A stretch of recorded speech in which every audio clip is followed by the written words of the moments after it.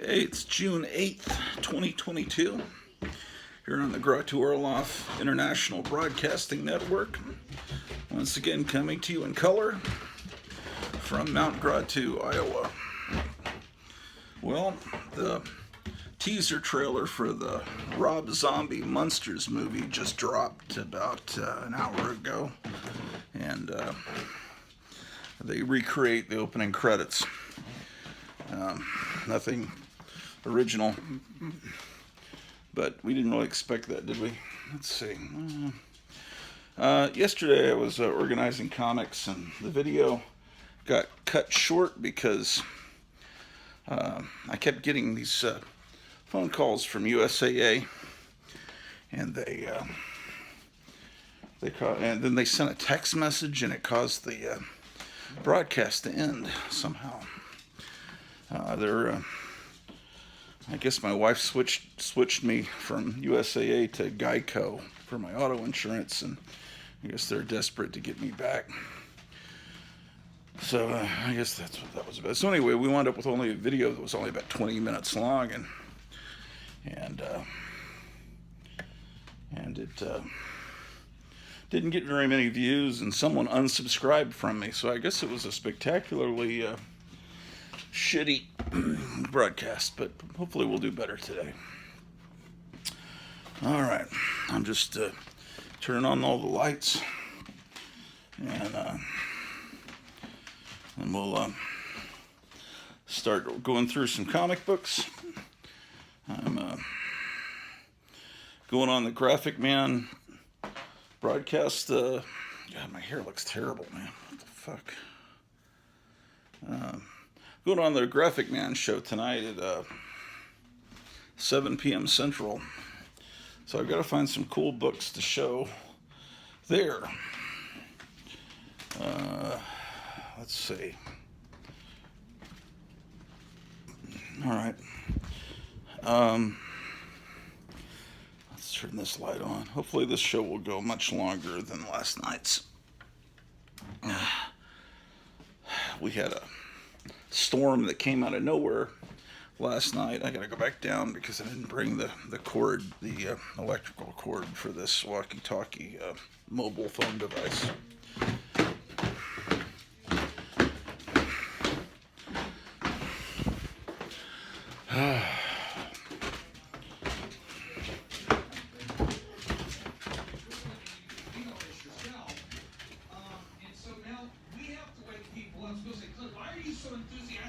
Why are you calling everybody on a holiday? Why are you up till like doctors last night? Like, why are you calling me at midnight? I'm like, bro, it's go time. It's Paul Revere time.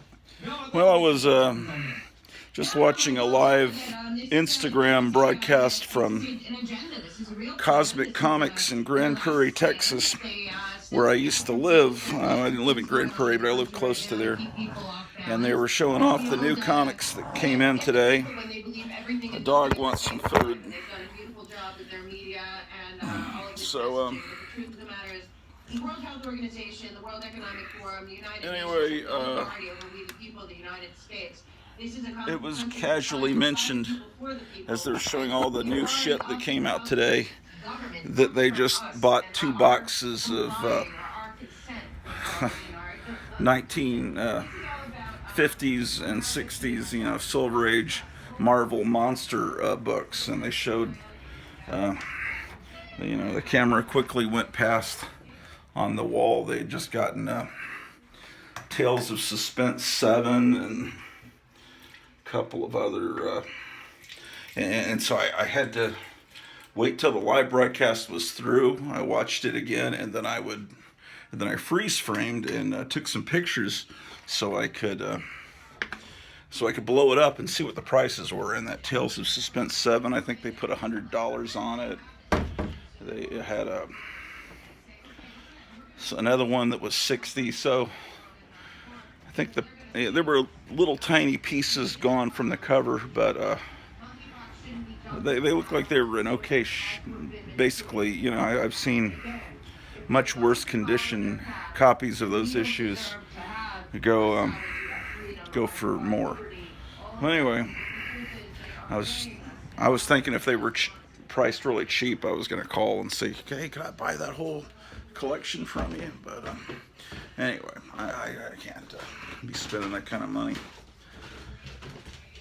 So, but if you're in the vicinity of Grand Prix, Texas, apparently they got 2 big loads of, you know, the good stuff.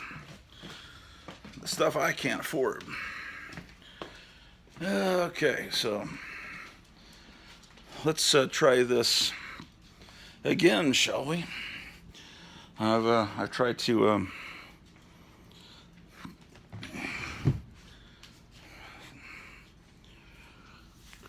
simplify the process, but it's still going to be backbreaking work to get this collection where it should be. Okay, I got to plug in the.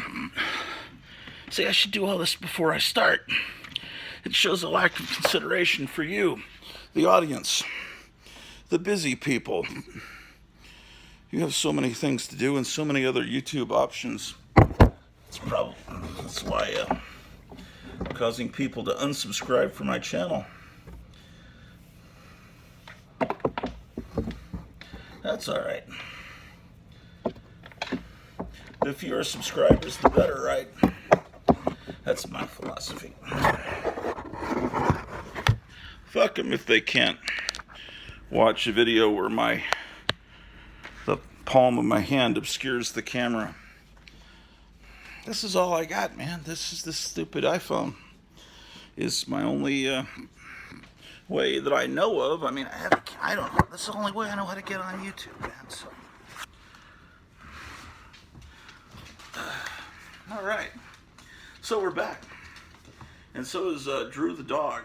Dog, you just ate, so you can't be hungry. You just want attention, man. Okay, so what shall we do?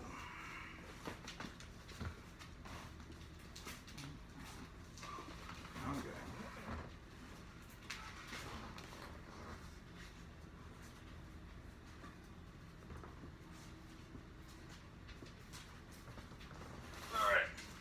Here's some stuff. My childhood copy of The Secrets of Sinister House, number 14, and 15, and 16.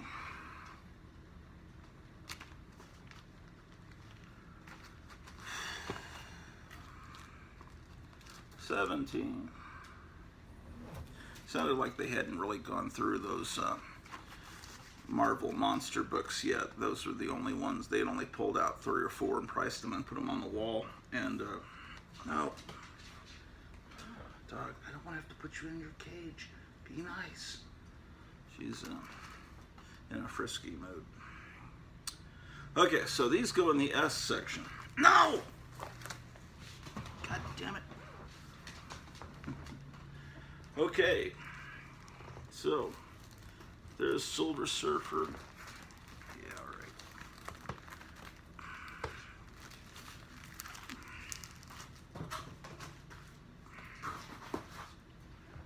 I need to put these boxes up higher so the dog can't, like, try to lick or chew comics. You know, that's kind of a problem. Okay, so there's Peter Parker. No! I put Peter Parker, the Spectacular Spider-Man, under P. And even when they dropped the Peter Parker part, I still kept filing it under P. And, you know, the comic that's hard to find a section, find where to put it in the alphabet, is Luke Cage Hero for Hire. Do you file it under L, H, and then it later became Power Man in Iron Fist, so do you file it under H? I think I file it under H. I think that's what I do, yeah. Because, shit! That's what the comic really was called. If you look up in the corner, it said Hero for Hire in those early issues. Okay. which would have been a better title for that Netflix TV show.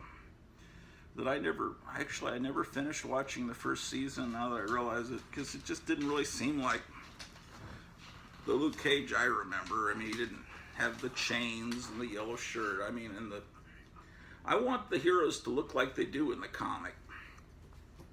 If they don't, I was a glutton for punishment this morning.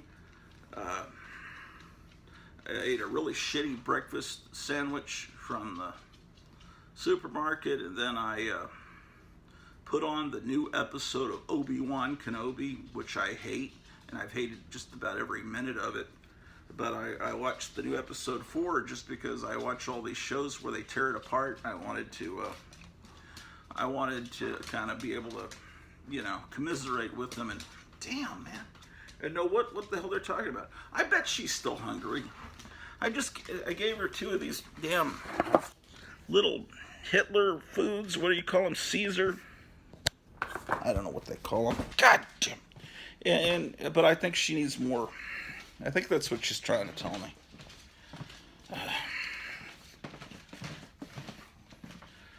I don't. Is it called Caesarette? I don't know.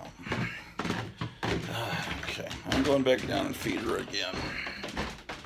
I think I fed her twice since this video started 11 minutes ago.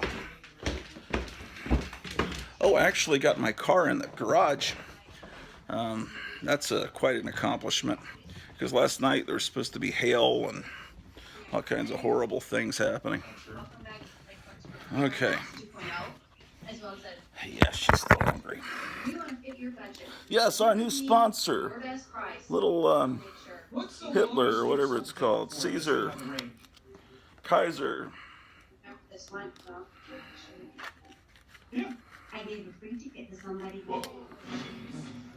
It's delicious and nutritious, bite-sized and ready to eat.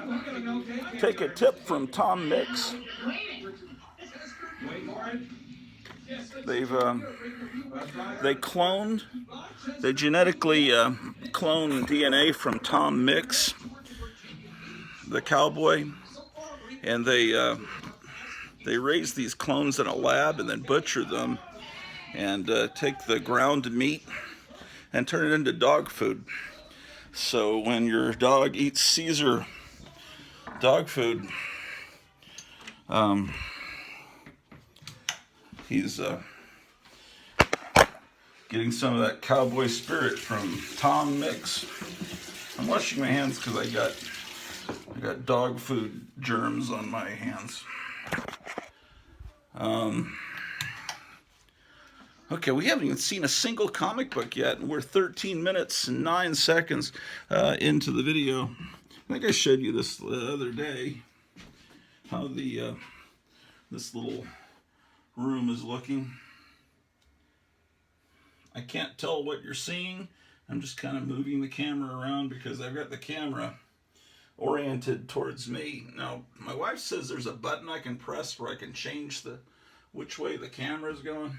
I like how this guy's got a bomb and it says, "This one is from Trixie." That's great. Yeah, so this is all a bunch of a lot of Batman stuff and all kinds of wonderment from our childhoods and the childhoods of those that went before us. But this is kind of my fortress of solitude, or will be someday, once I put carpet in and the room gets finished out and I can come in here and sit in maybe a recliner and read some comics or magazines or novels or something like that. Okay.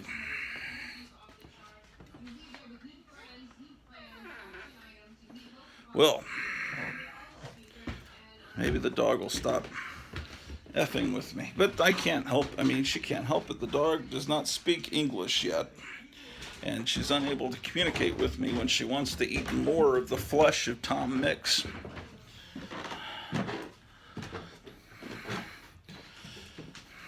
Yes. Okay. So we're back into the living room that is temporarily being used as a comic book staging area. And once this is done,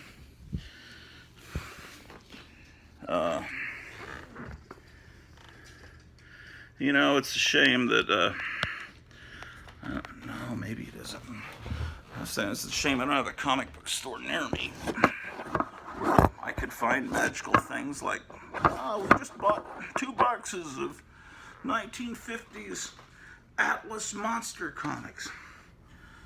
It's probably a good thing I don't live near something like that. But I haven't been to Des Moines yet. And apparently Des Moines is only an hour and 15 minutes away. And south of Des Moines, even closer than an hour and 15, is a Half Price Books and Records, which is something I've been missing. I think there's only 1 or 2 in this state.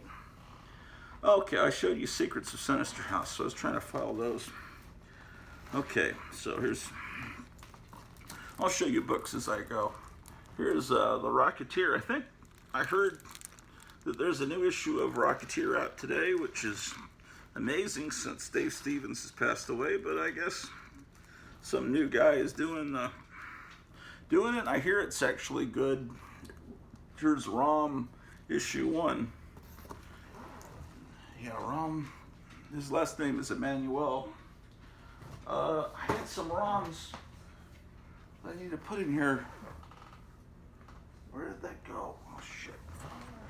All right, well, I'm getting distracted. Let's see. This was a great comic. I don't know if you remember that from back when we were in 3rd grade, right? Well, you're not all my age, but a lot of you are, apparently, according to my YouTube statistics. Just about everybody that watches this is within a few years of my age. Here's Wonder Woman and Wildcat. This was around, 1973 or so? I think so.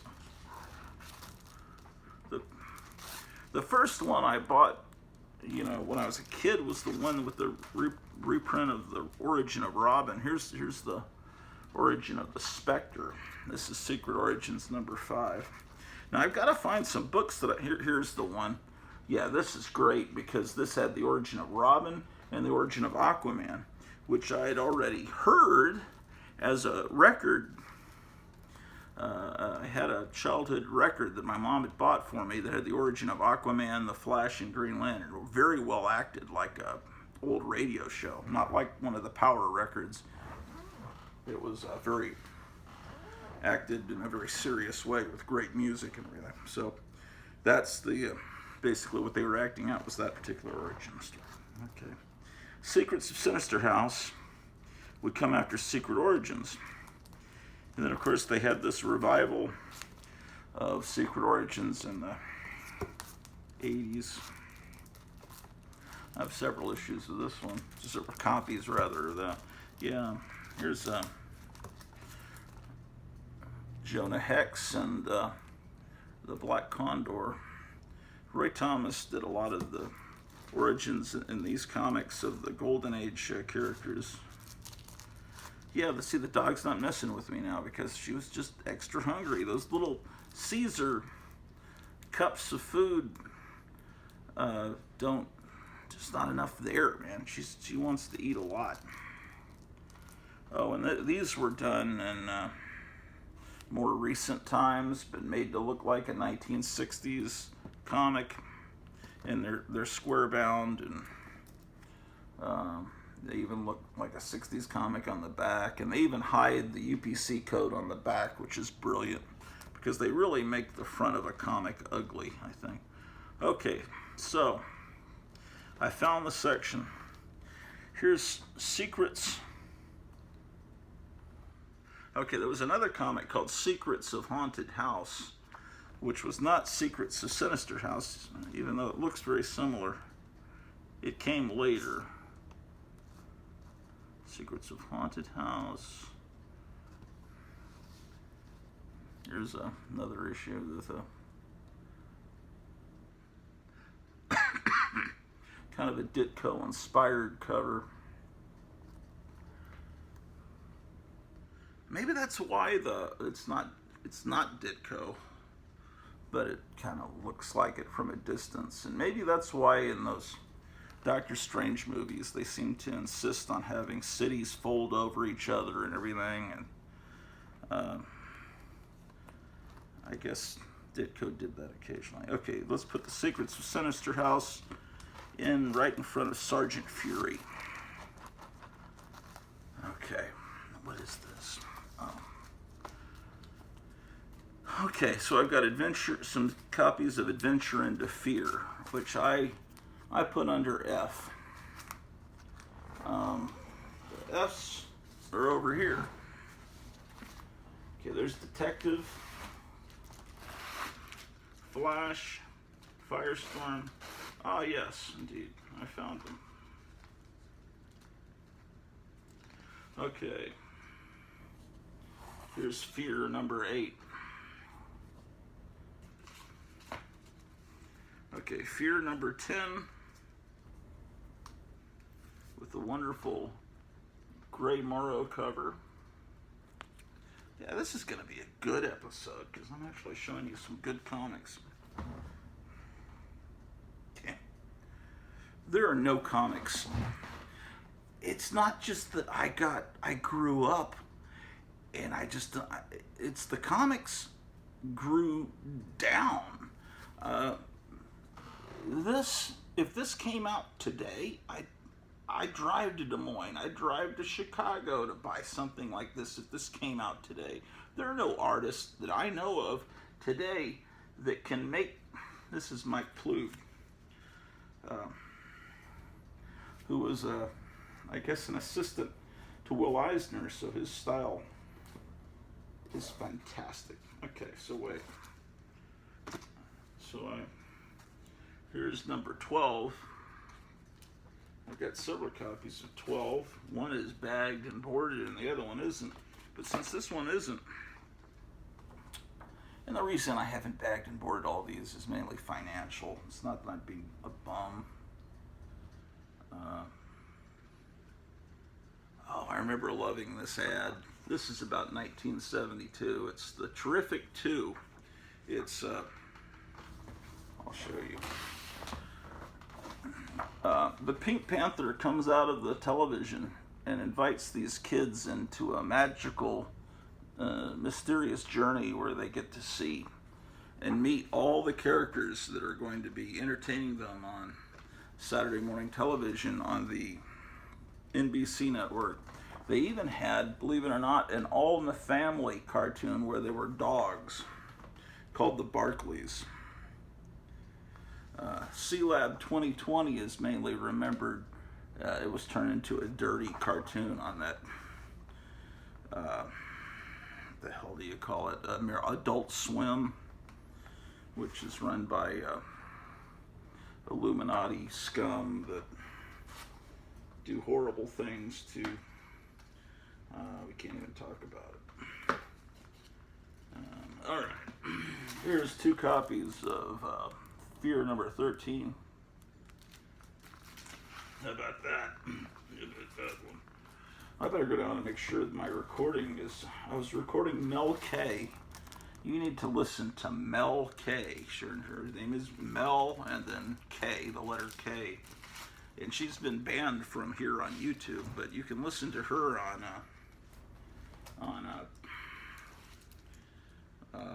Rumble. And she's a really smart person, and I guess people would call her a conspiracy type person. Another guy I like to listen to is the X-22 Report. Okay, so here's 16, and then I've got to put the copy of 16 I just found in. Then I have 17. Let me put these fears in, and then I'll go down and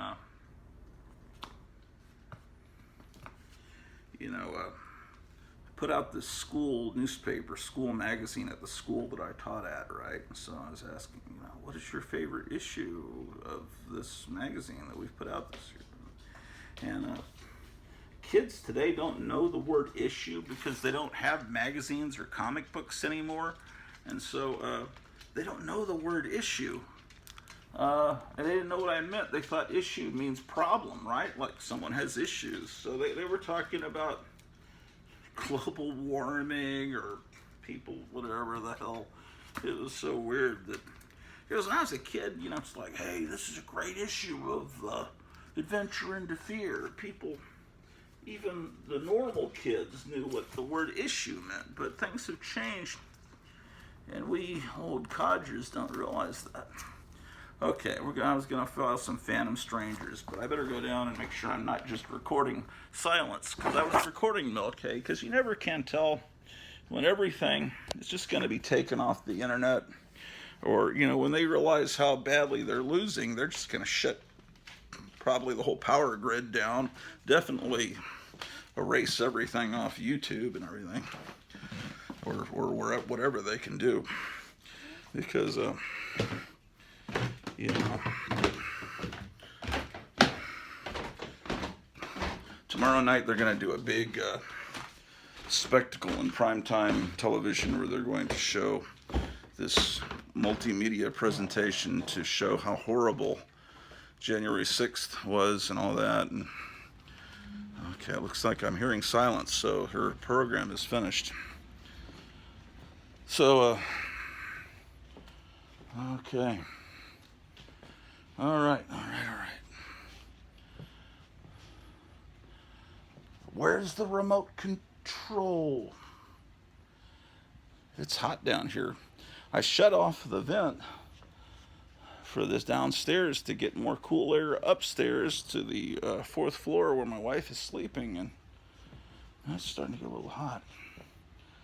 Okay. I was sitting right here. Right here.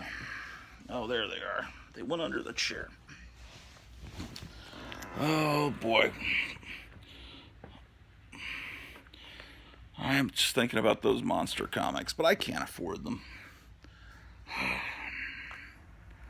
Okay, so I got that paused. Now, where is... I wonder how many subscribers will unsubscribe from me today.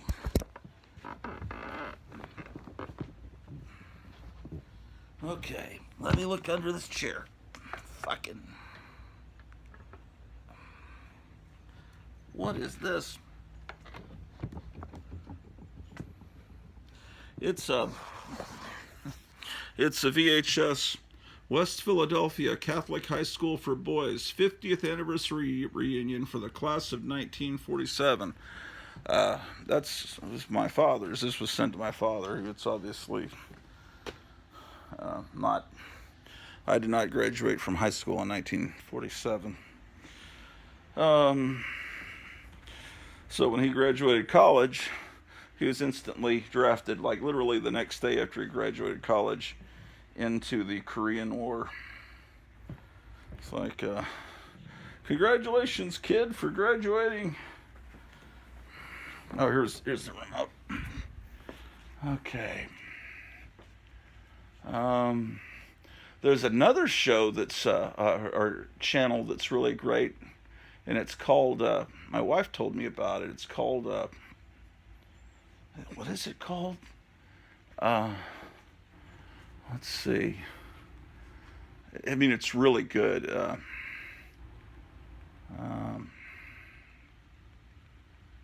Mr. Truth Bomb. This guy puts together these hilarious productions. Yeah, go to Rumble and look up Mr. Truth Bomb. I mean, it's unbelievably great. He did one about Putin. That's Putin versus the deep state. Oh, apparently there's 3 parts.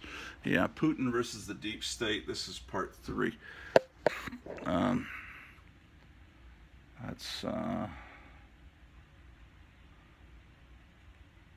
yeah.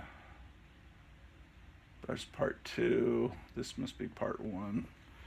I'll just record this to finish up the tape. Yes, Rumble. the Rumble app on your Roku. Uh-oh, I hope this copywritten music won't fuck me up.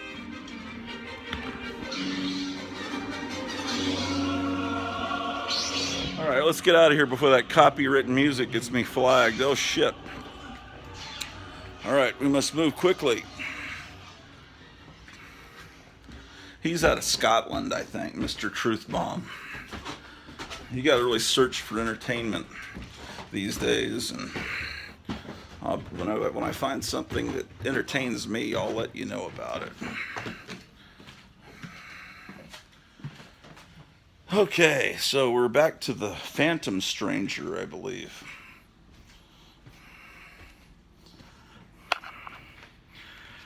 Yeah, what would be fun to show on tonight's Graphic Man show?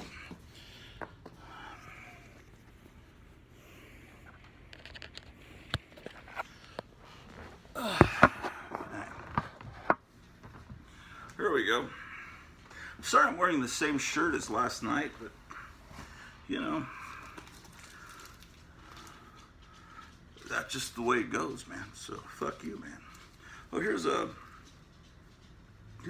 an issue of ROM. Look, it's perfect for Pride Month. Look at the rainbow, look at the little thing. I'm proud of my ROM Space Knight collection. I think, was it Dr. Silverage talking about ROM last week on the Graphic Man show? That the little robot toy that this comic book's based on is very expensive now. I never had a desire for ROM Space Knight. I think it came out about 1980. So I would have been 15, and to me it was not that interesting a looking robot. But the comic's good. Okay, Marvel Team Up, Marvel Moon Knight, She-Hulk, ROM. Okay, ROM. Okay, 60, that's issue 13. That's issue 15. Oh, ROM is like fucking up a church. That's not very respectful. It's like somebody's wedding. What an asshole. Okay, here's ROM 14. That reminds me of those 50s monster comics. God damn it. Well. Those comic books are 10 hours away. I need to just forget about it. I should have never tuned into that little live broadcast, man.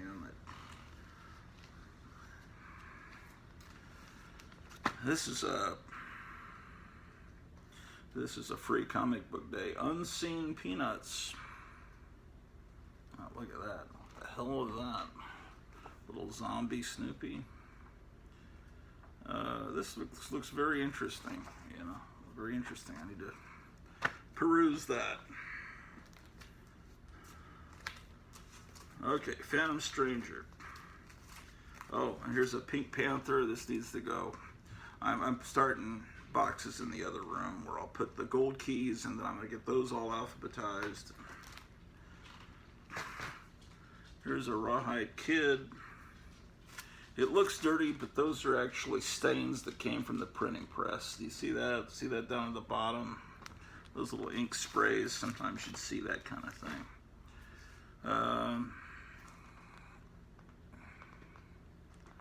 Rawhide Kid, indeed. 115 and 120. Okay, let's get Phantom Stranger in.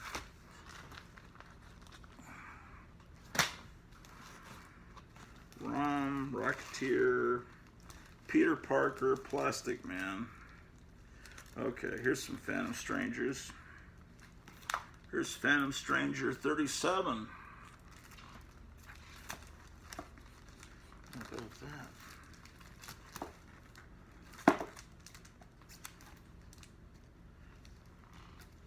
Here's 35. Here's 22. Okay, so this one is 27. So let's put that after 22, and then I had 35. Okay, so 31 goes before 35. See, this is like Sesame Street. I'm reviewing important math skills for you. Phantom Strangler. I'll call it Phantom Strangler. 34. Yeah. 34. Did I mention it's Pride Month? That's very important to mention that because you don't hear that enough. Nobody's talking about it. You notice that? That's because they're filled with hate. Don't want to talk about how they're proud of their comic books, man. Rocketeer, Rima, Perez Prado. You should listen to Perez Prado. Look him up on YouTube. Another recommendation. Here's The Punisher #1. I always love that cover. Yes, indeed. Yes, indeed. Rima. PQR. RA is before RI. So we'll get these rawhide kids in before Rima, the Jungle Girl. Red Sonja 14. That would go under R.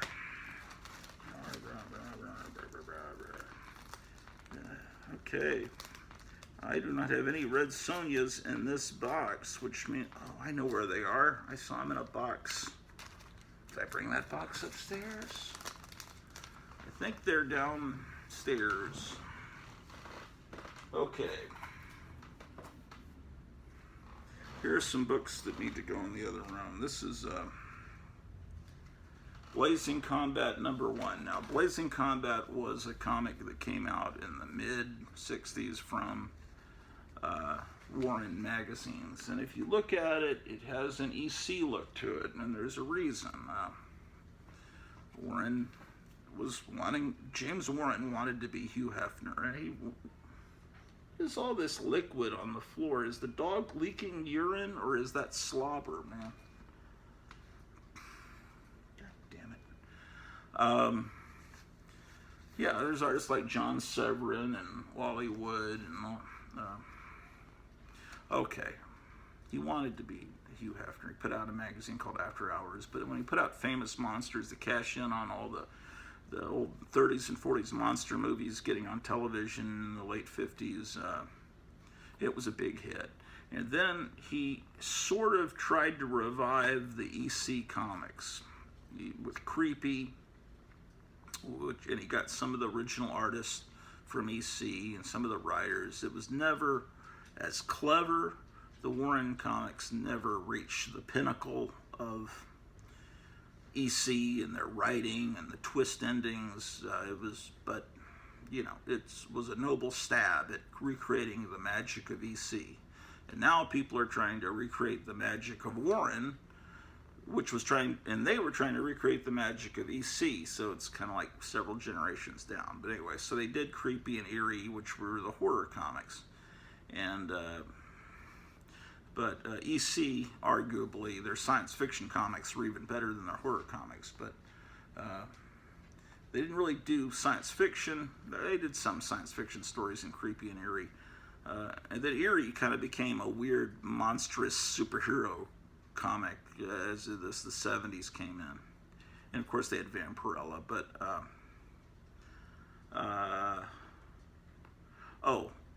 EC also had war comics, but they were very different from most war comics because they depicted war as not necessarily super heroic, but just horrifying. And so Blazing Combat was an attempt to recreate the EC war comics. And he got the artist and everything back, about 10 years after they came back. I came in here to wipe up some of that damn... And there's no toilet paper in here, so I'm going to go back down for toilet paper. I just want to clean up some of that liquid that is some of the secretions, which are either hopefully coming out of her mouth, or hopefully they're not vaginal secretions. I don't know what they are. Okay, so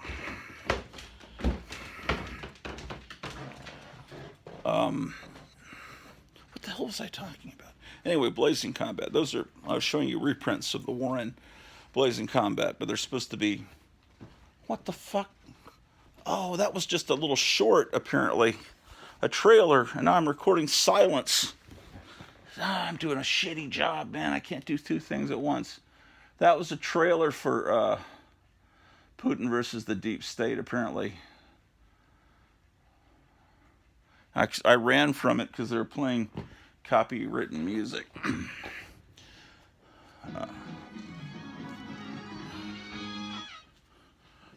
Oh, yeah. See, Mr. Truth Bomb's really great. But I'm here to get toilet paper.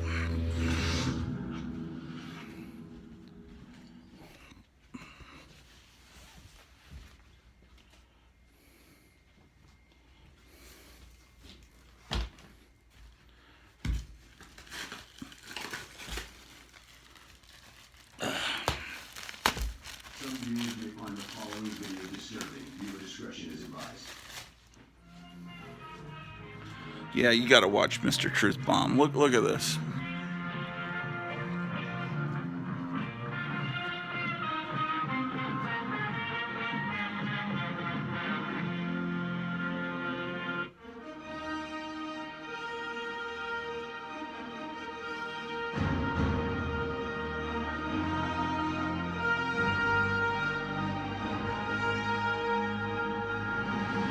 Mr. Truth Bomb.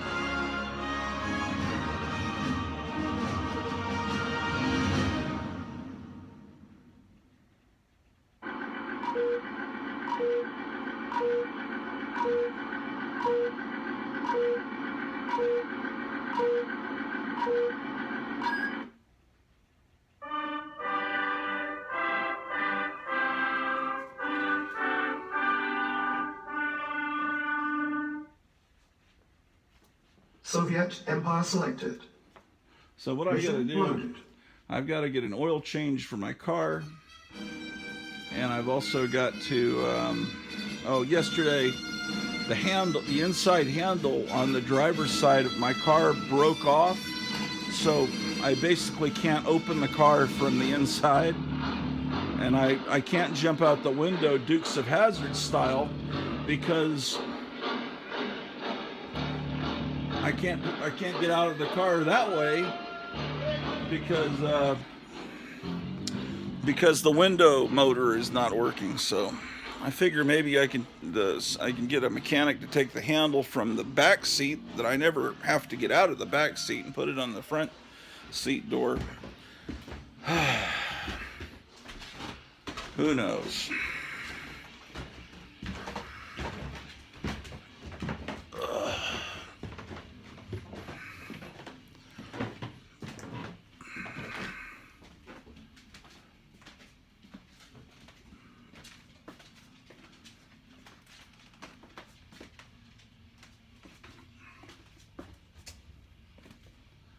Okay, so we're back to the back-breaking, arduous task of organizing comic books. Okay.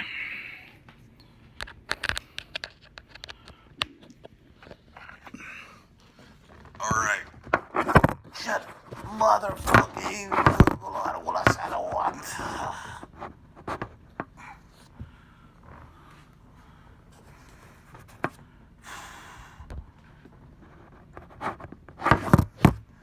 They never have this problem on CNN.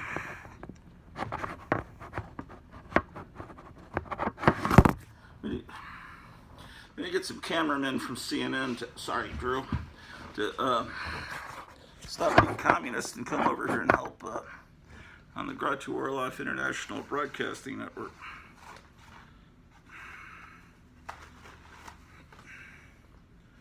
Yes, indeed. Yes, indeed.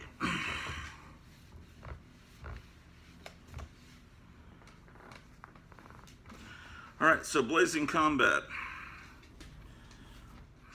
So, you've got Gene Colan, Archie Goodwin, John Severin, Alex Toth, Wally Wood. And then, they would have Frazetta covers.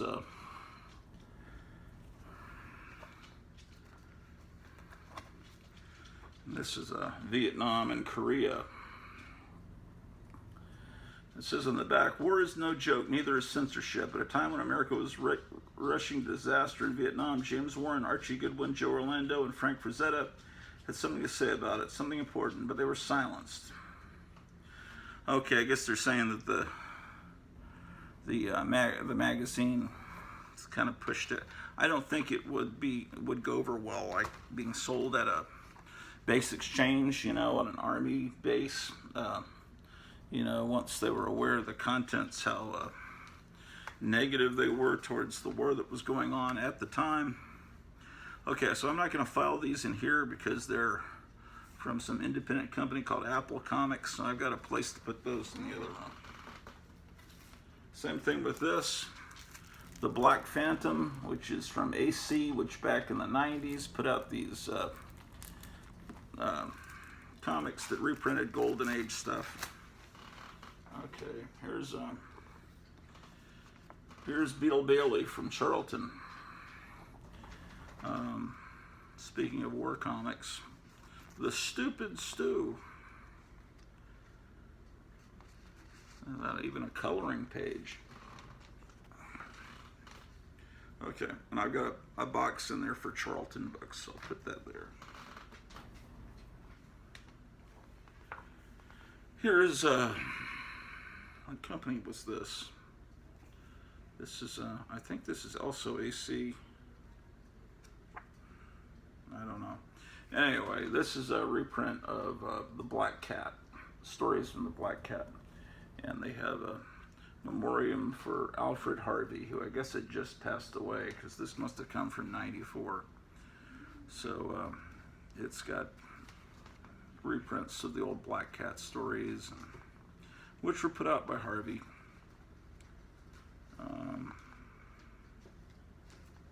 And they've got photos of Harvey's family, and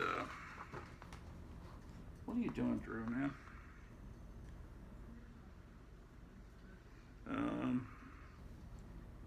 Yeah, I guess this might have been Harvey's wife. Quite pretty.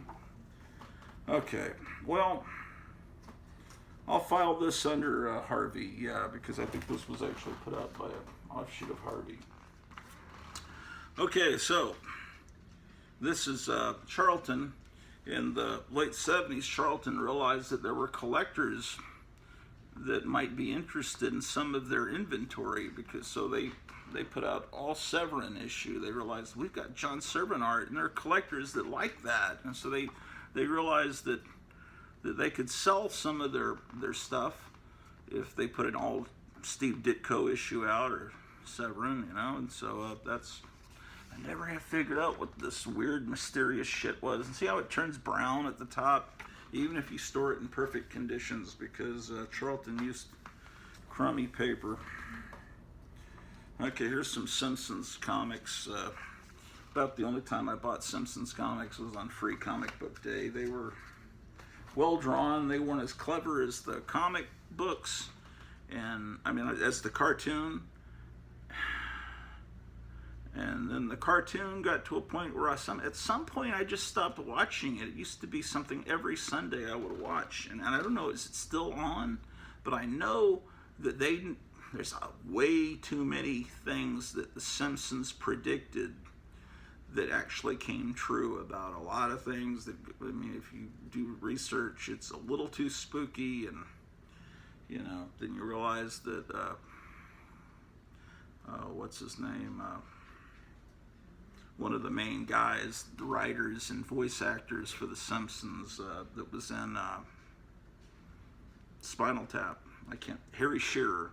He was at Bohemian Grove, and he even did a little comedy feature film called Teddy Bear's Picnic, which was a parody, about the Bohemian Grove. But so I think he knew stuff, and that's why there's stuff, the predictions in The Simpsons of things that ultimately happen. It's like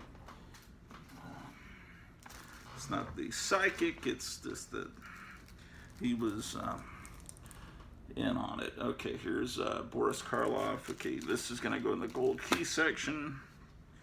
These are my childhood copies. These are not things I bought recently from mycomicshop.com, or these are the cherished ones that actually came from when I was a kid. So this one has a 16-page fun catalog in it. Yeah, let's take a look. Oh, look at that monster.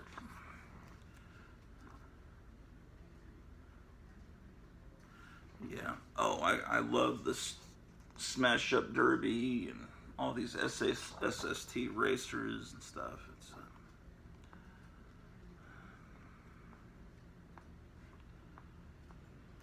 yeah, yes indeed. All right, it's wonderful. Okay. And then these are Whitman versions. But, you know, honestly, it's almost like after the UPC code, maybe that's when I should stop collecting, is just stick to comics that don't have UPC codes. I'm never going to collect every comic book. I'm never going to get all, you know. I've got what I got. I'd like to organize what I have. You know, I don't know what to tell you. All right, let's take some of these. I'll show you the system I'm starting to do in the other room. Yesterday, when I was trying to film an episode, it was total chaos, and so after the show was rudely interrupted by a USAA salesman, I decided to take some empty boxes and go into this adjoining room, which is going to be the guest bedroom, where maybe someday some of you will actually visit and stay in this room. So, all right, possibly. Okay, so I'm starting to put Harvey books there, Gold Key. This is Archie. There's some Charlton in there. That's Charlton. And over here is just generic stuff. So let's see what I can do here. I'll take these Simpsons comics and this Peanuts comic. I'll put them over here with the assorted stuff. Charlton goes in with Charlton. Let's take John Michael McCarthy's Damselvis, Daughter of Helvis. Let's put it with the assorted independent. Gold Key Pink Panther goes in here with the gold keys. And I've got boxes of gold keys in the other room, and then those boxes will get absorbed into those other boxes. Okay, and then these gold key Boris Karloffs, and these. All right. So it's helping me be a little more organized, somewhat. Okay. So the Boris Karloff books, and then I could just pull one of these boxes into the. I can take one of these boxes and just pull it into this room here, which is where I'll be on Graphic Man's show tonight, and then I can show some of this stuff. That might entertain some idiot out there, that because my collection is nothing compared to the other 4-color fossils. It's kind of embarrassing that they, you know, it's kind of nice that they let me come on, but man, they got everything in the world. Oh, I found this Gratu Orloff show sign. I should use this when I start the show. I could do a much better job than that. I was slacking. Okay. Well, so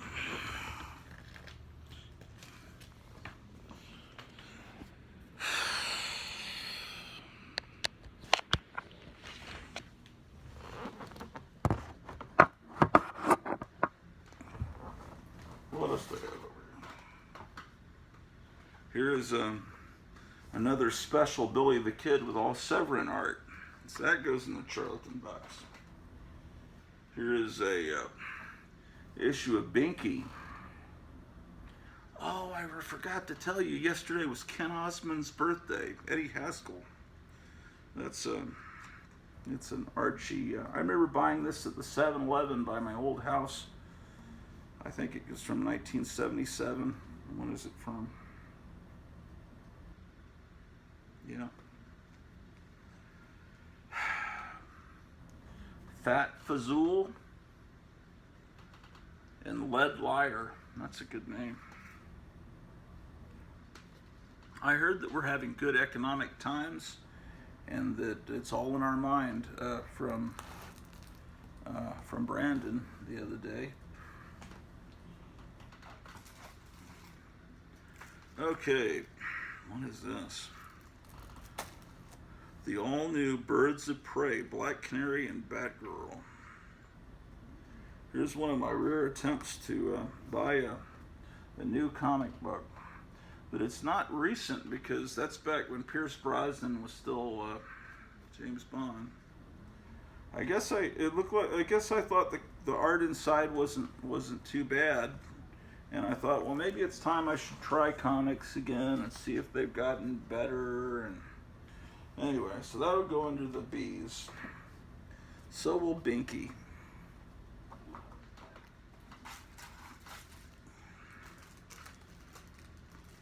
Here's the best of horror and science fiction. That'll go in the independent section.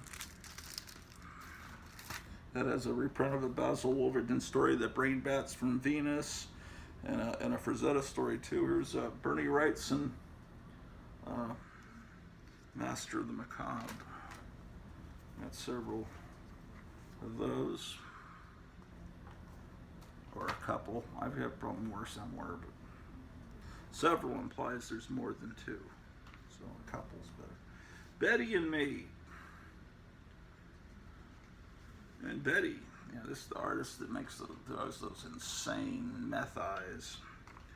Okay, so that'll go in the Archie section. So will this. This is actually being put out by the Harvey. See, it says Alfred Harvey Presents, so I'll count this as Harvey. Wait, I just put that Black Cat comic in the other room in the Harvey. I don't think I did. Here's a bunch of these Black Cat comics. They were going all out. It's from a company called Recollections. See, they were even selling shirts. It's a really cool character. Really cool. The stories are great. Oh, I love this. Sad Sack and Company salutes our brave men and women of the U.S. Armed Forces and their allies. We pray for lasting peace. This must be right after 9/11. I just found a World War II hardcover Sad Sack book downstairs. I'll show that to you here in a moment. You know, I guess you had to be a World War II Army veteran to really know that sad sack means sad sack of shit, and was the whole expression. I guess those old guys, when they were buying comics for their kids or for their grandkids, would have a chuckle to themselves about that. Yeah, sad sack of shit. You know, someone should revive that comic and put the full title on it. Hey kids, it's Sad Sack of Shit. Or like in that Marvel Crazy magazine parody of Casper, it was Casper the Dead Baby, which is actually what he kind of was. But yeah, that was a magnificent parody from that was a Marie Severin. Had Marie Severin art. I don't remember who the guy was that wrote it, but yeah, it was Casper's origin story that showed how he was horribly abused and killed. It was an awful, pretty disturbing thing to read when you're a third, fourth grader, whenever that came out. Okay, that goes in with the Harveys. All right, all is well with the world now. Yeah, they spelled Casper with a K, and Wendy was in it, and it's like, wow. Oh, Casper comes back and kills his father for abusing him, or no, he kills both his wife and Casper, so he can go out, run off with this younger woman, as I recall. Yeah, the horrifying things they put in comics. Okay, here's some more Archies, which, yeah, I had to show you that, I had to show you the Sad Sack book I didn't realize I even owned. Because if I don't show it to you now, I'm going to forget. I probably should pull it for a Graphic Man show. Right, I wonder where Drew went. She must have gotten tired of effing with me and went downstairs to take a nap. Okay.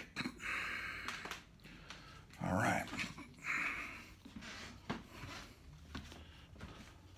Yeah, this is the old comic book room. I'm working on the broadcasting from this evening.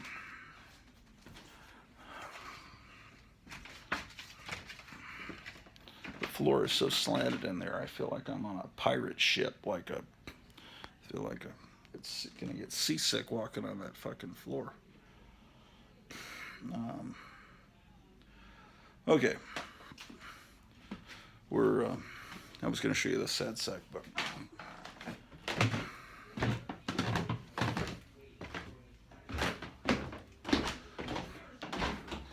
Looks like a nice weather out there.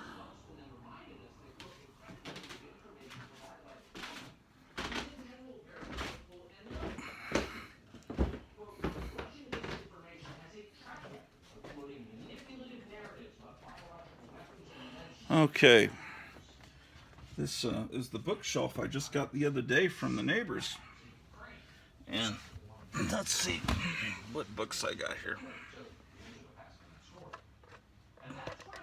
Here it is. The Sad Sack of Shit by Sergeant George Baker. Okay.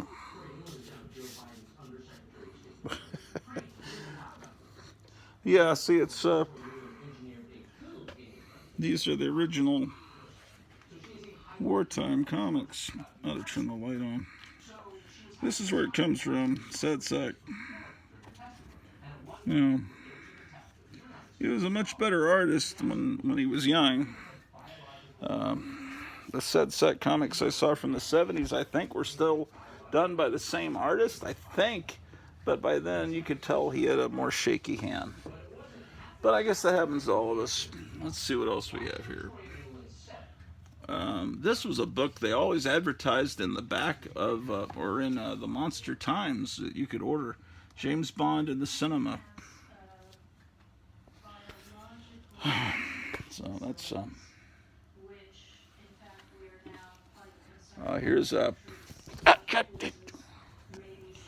here's James Bond's World of Values. I think this is a religious book.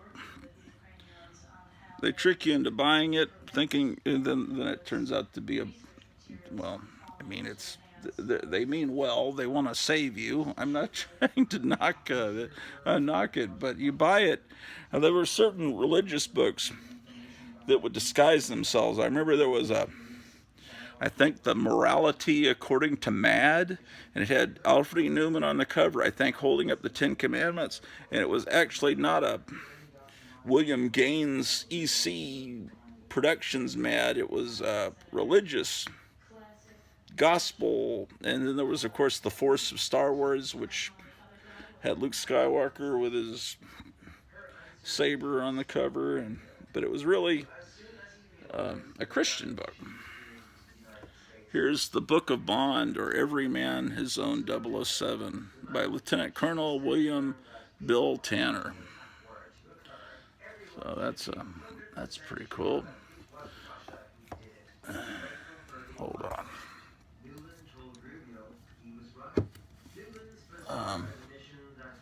Barbie solves a mystery.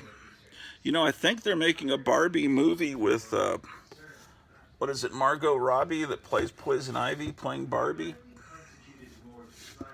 And here's the Munsters. Someone is saying that the guy that's playing Herman Munster in this new movie made by Rob Zombie, his people are saying he looks kind of more like the Jack Davis Frankenstein from that Door poster, or the Glenn Strange Frankenstein. But I don't know. They don't show Eddie.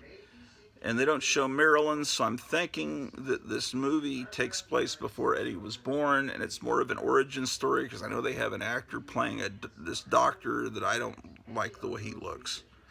Looks a little too alternative, playing the doctor that makes Herman Munster. And it figures, because that's what Rob Zombie does. I'm going to go back and show you how they became, which is completely unnecessary, and it's the same damn thing that... he did with Halloween. He had to go back and show how Michael Myers, you know, how he became that, and you don't want to know that. Empire Strikes Back was perfect. You saw Boba Fett for what, about 40 seconds in the movie, and it made him mysterious, and you could wonder where he came from, who was he, what was that armor. Was he from some army in the past? Whatever. Like a Jonah Hex, you know, still wearing the Confederate uniform. But, you know, of course, they have to go back and show you in the prequels and show you how Darth Vader became that. And they have to go back and ruin everything. Leave it mysterious, man. That's how I feel. Here's Paul Bunyan and his Great Blue Ox. Maybe we gotta look at books here for a while. I've got all the important books. A History of Orgies. Where did I buy this fucking book? I don't even know how I own that. History. I have not read it, but it looks good on a shelf. So does this one here. This looks good on a shelf too. Living a Sane Sex Life. I should turn on the light. The Art of Lovemaking, Chapter 10. Alright. All kinds of great books here on the bookshelf.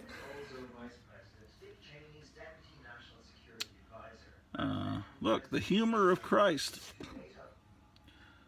A significant but often unrecognized aspect of Christ's teaching. This guy looks like he understands true humor.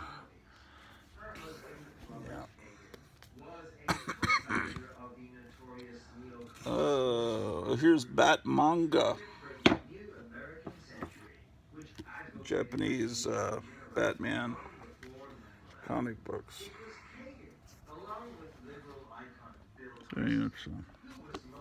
How about that?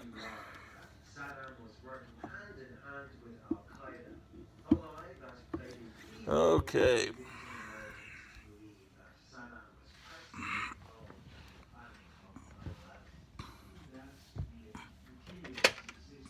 Hello? Don't call here. I'm filming. Yep. Fuck you. Okay. Can I stand up? That's the question. What the?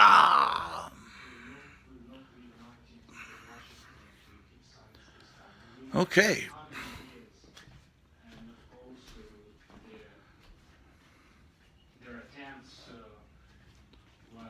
Oh, I haven't shown you this lamp, which reminds me of Poison Ivy from the Cramps.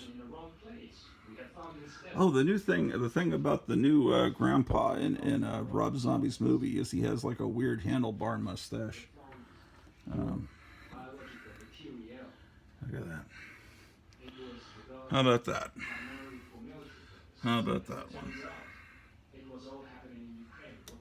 This picture here is not a relative. I found it somewhere, I don't know where, but she's become, I've adopted her. She's now an aunt. You can put down in the comments below what her name should be, and we'll file the adoption papers, right? Oh yeah, here's a bookshelf over here that I just rebuilt with wood glue because it had been smashed, literally smashed by the vermin that moved this crap. Okay, let's see what we got here. What can I show you? We've got I'm sure you guys know about these Doc Savage books that came out in the 70s that were done by Whitman, I believe. They don't have very good covers. Shit. Like these. I got 4 or 5 of these. I'm sure they're. Oh, this was a book. I need to get all my books about comics all together in one bookshelf. But this is a book that was all over the place back in the 70s. The comic book.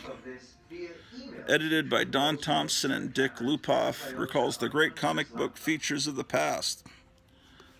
So, that's something that may entertain you. Prostitutes and Pokemon blow-up dolls, all clearly traumatizing this poor little dog. Let's see. Lucy, talk. Lucy, come here. I've got to tell you something. Are you ready? Sit. Sit. I'm sorry to tell you this. Your daddy voted for Biden.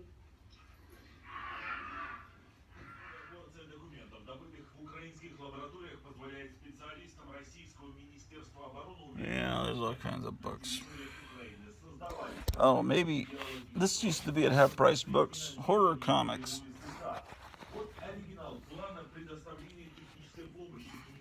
Over 50 of the greatest horror comics and graphic short stories ever produced. And it's just a thick book reprinting all kinds of shit. And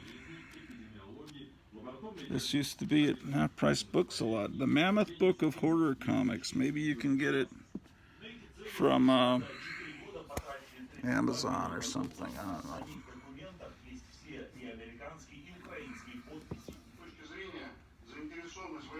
What else do I have here? Here's the novelization of the Dino De Laurentiis Flash Gordon. Oh, here's some shadow paperbacks with Jim Steranko art.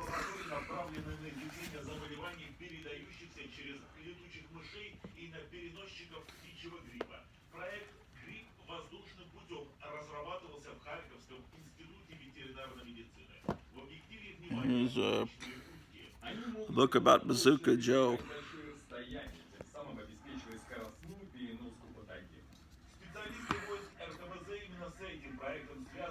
Yeah, I need more bookshelves, man.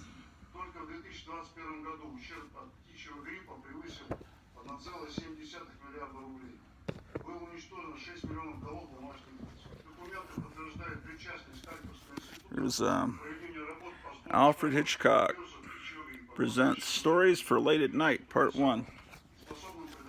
Here's The Mastermind of Mars. Man, I gotta get back to the comic books upstairs. You guys are distracting me.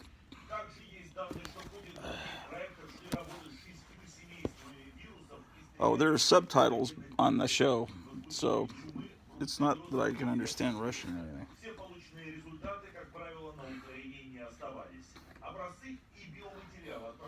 It sounds like they're really evil when you just hear it, but then when you read the subtitles, you realize, oh shit, I wish they have a lot more common sense in some cases than our own, leaders. Okay. All right, let's attempt to stand up once again. One of these days I won't be able to, and I'll just roll around and hold the camera.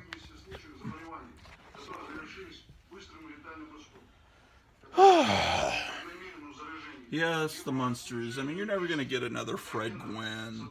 You're never going to be able to recreate that cast. It's always just going to be people pretending, trying to mimic their actions.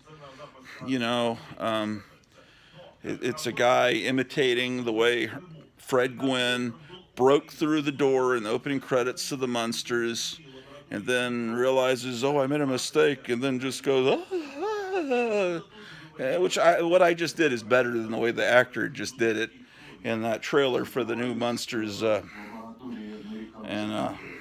Then Lily comes out, you know, and she kind of looks both ways, and then kind of does this to see, you know, is it raining? And then she's, you know, and this Rob Zombie's wife tries to recreate that, but it just looks like someone that's rehearsed a routine and doesn't really even understand what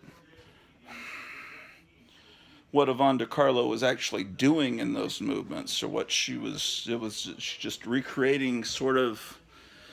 It doesn't make any sense. But he did a good job recreating that house, or his set decorators. Yeah, it looks pretty spot on, I must say. But well,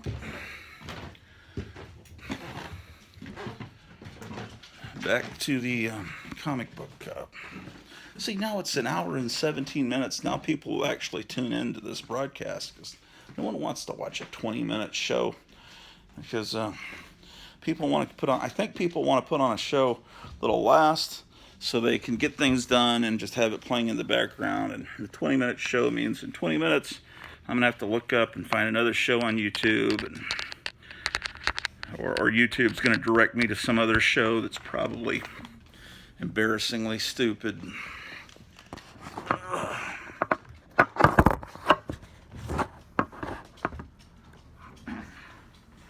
Okay.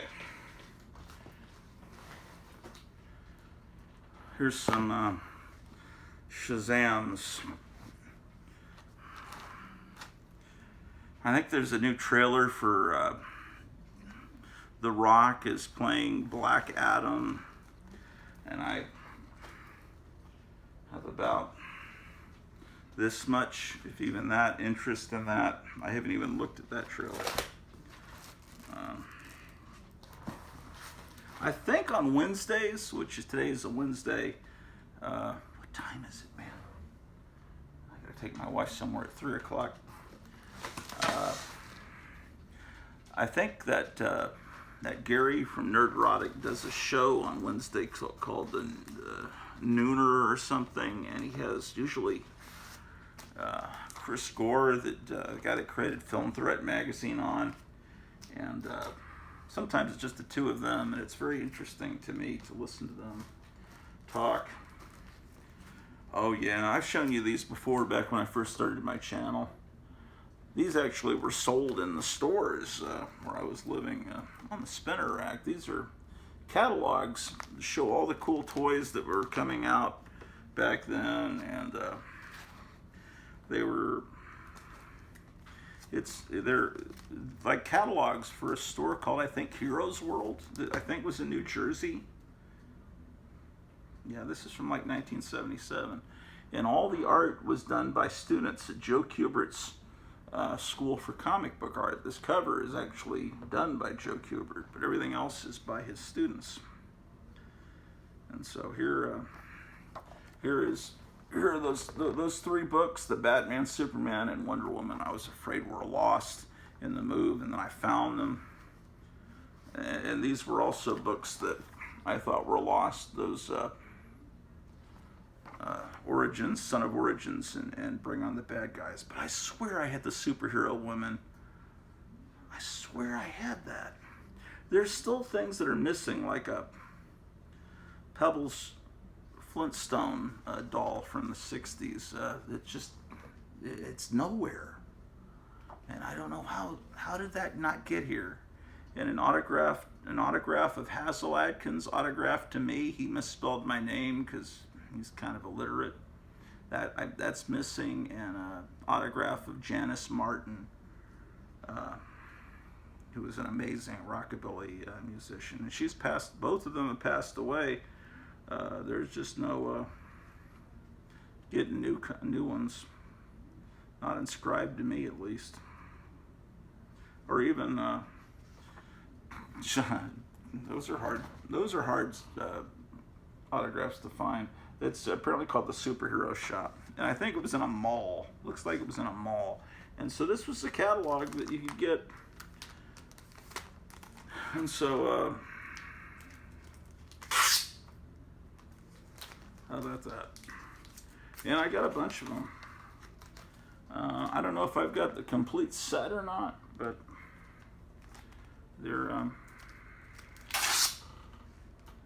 definitely a wonderful. They show all the Mego figures and everything. Oh, this Super Dictionary is hilarious. People make memes out of it all the time. It's DC superheroes acting out what words mean. All that. Okay, but this time, oh shit. I hate looking through this because it's making me think, I haven't seen the Silver Surfer graphic novel that Lee and Kirby did. Do I have that? Here are the Mego figures that you could get. I need to look.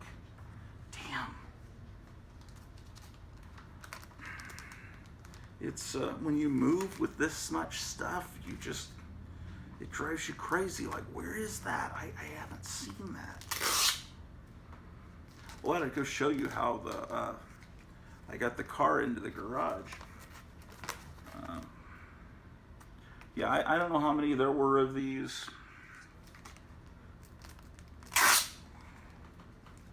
I'll go and seal these up on that.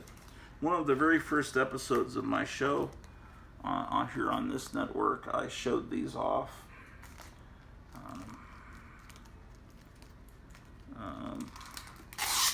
These might be things I could show tonight on Graphic New. Actually, that's a brilliant idea. But, when I have this show, it takes sometimes hours because my phone is so clogged up with shit. It takes hours for me to upload a show.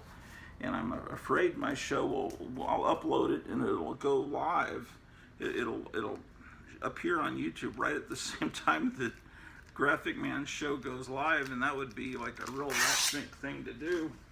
So I don't know if it's still morning, or I could go look at where the sun is to see if it's noon yet or not, I suppose.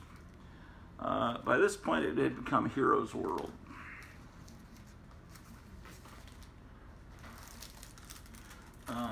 Here's that issue everybody talks about.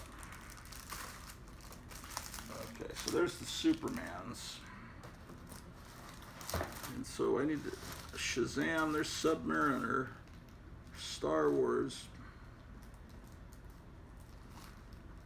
Oh yeah, look at this. I got it in there. Well, it doesn't even have a backing board. My childhood copy of Star Wars #1. They got Darth Vader with a green helmet because they had no fucking idea, because that comic came out months before the movie did.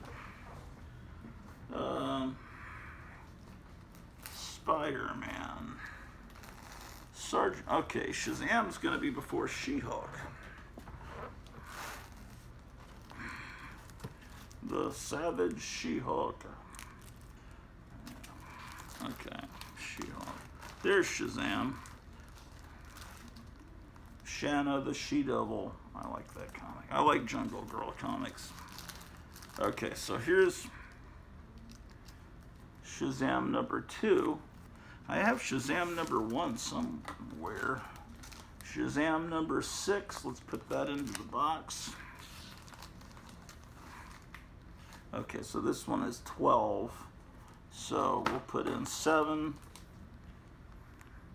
They tried to update it for the 70s. You see the clothes that they're wearing in the background, but I think it was just too antiquated looking maybe for kids in the early 70s. I don't know. I don't know why it didn't sell. It had a hit TV show associated with it, but the show was, not that much like these. This was the first one I bought as a kid. I remember this issue number 9. And then Beck left. DC sued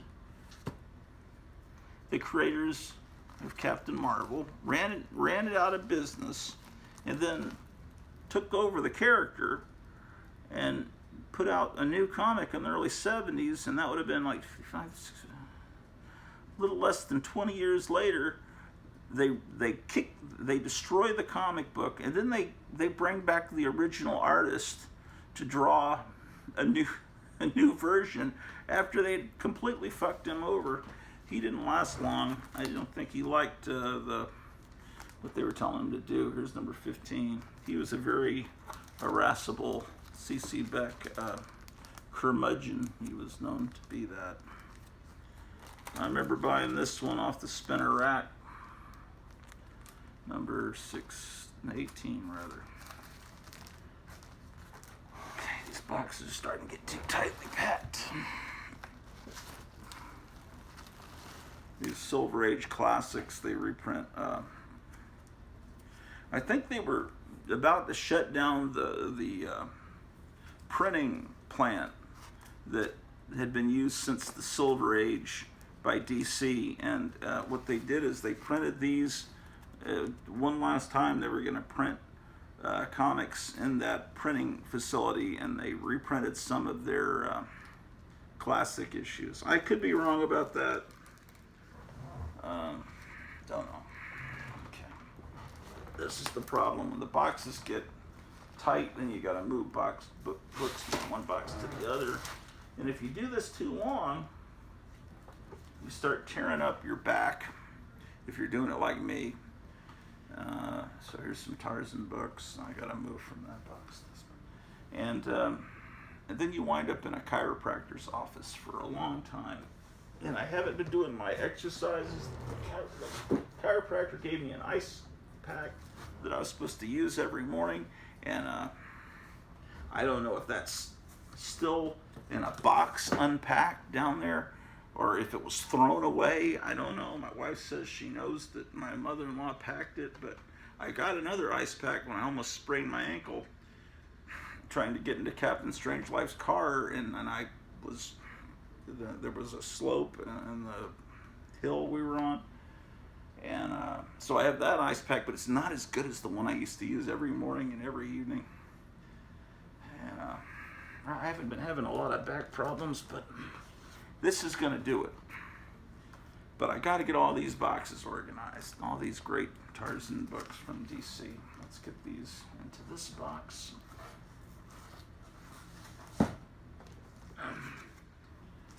This was the 4th DC issue, but luckily they kept the numbering from when it was a Gold Key comic, so it's 210. I'm a big advocate for not starting numbering over and over again. I mean, how many issues, how many different Spider-Man #1s exist in the world? I mean, that's something that I think is just a crime.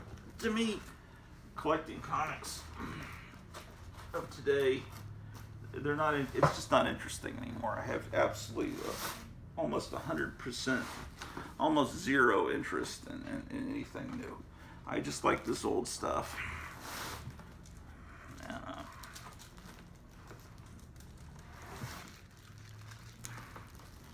Like this is when it started. You hear Spider-Man 44, but that's not Spider-Man 44. That's back a ways, because they still have the little ribbon for 9/11, so that comic's from a good 20 years ago. Well, fantastic.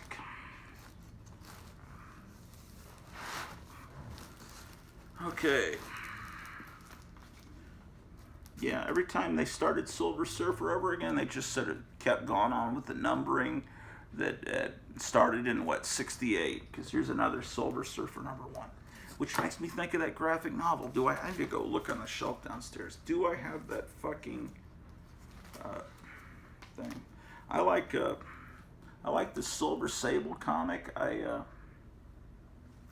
don't think anyone else does. And why isn't there a Silver Sable TV show? I mean, I watched. I was a real glutton for punishment. Not only did I watch that Obi-Wan Kenobi episode 4, but I watched something called Ms. Marvel. That it was not the Ms. Marvel I remember. It's some young girl named Kamala Harris that and it's just this goofy little show for teenagers. It's like a young adult novel come to life. And I'm sure maybe somebody likes that shit. Okay, let's get the Shazams in here.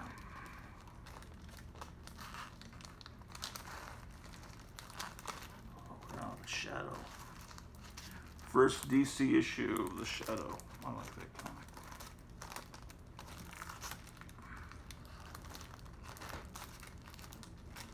Yeah, Alec Baldwin had a gun in both hands in that movie. All right, that's dangerous.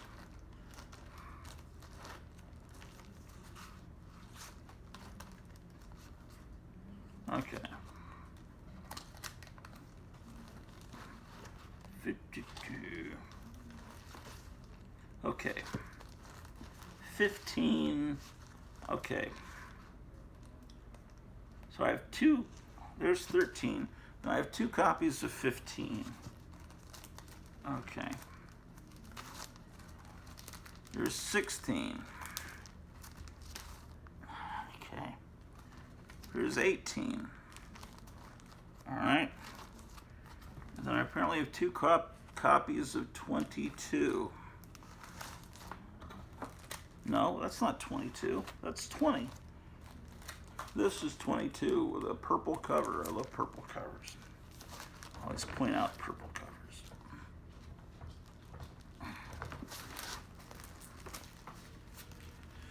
All right.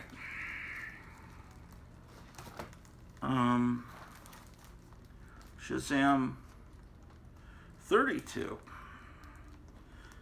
How I don't think it went much farther than that.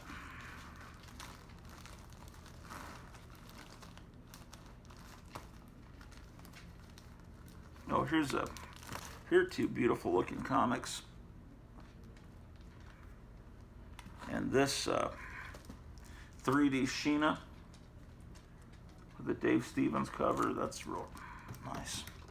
Sheena. Shogun Warriors. I bought this when it came out. Looks like I bought Shogun Warriors 2 and 4. I guess I didn't really read this comic. I was more into Micronauts. I wish I'd bought some of the more of the Shogun. I didn't buy any of the Shogun Warrior figures. Years later, I bought one of them. Actually, it was this guy. Where is he? I think he's in the basement. Shogun, Shadow, She-Hulk. Shogun, She-Hulk.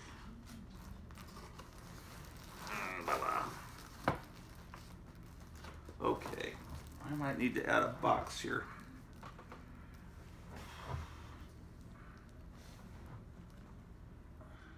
There's an empty box over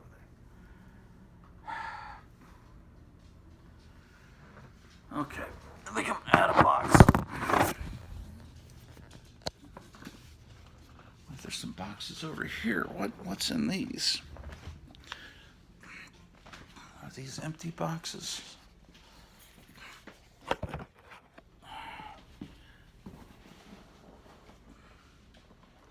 No.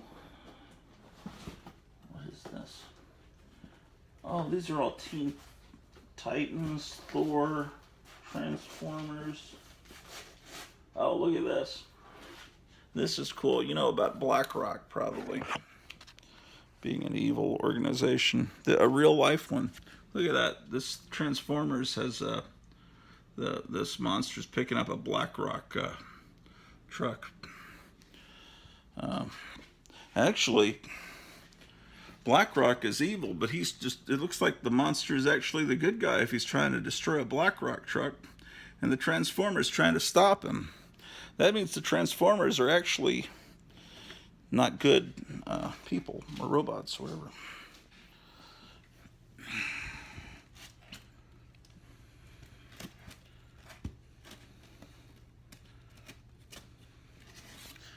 Yeah, I got this issue of What If. I have several. I think this one, I opened it up and it had an autograph by Frank Miller in it. Let me see if it's this one, because I noticed I have a couple of copies of this.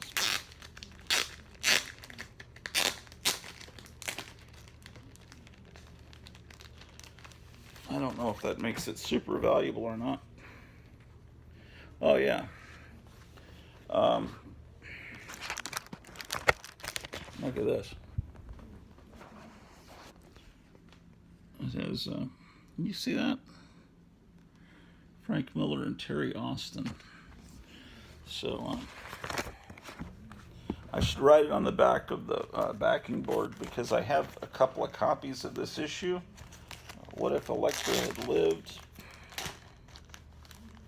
That reminds me, I'm still missing one of Elektra's daggers for my, I gotta find that. Signed copy.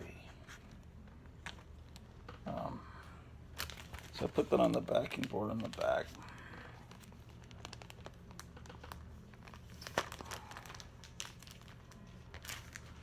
Okay. I wonder what time it is. I'm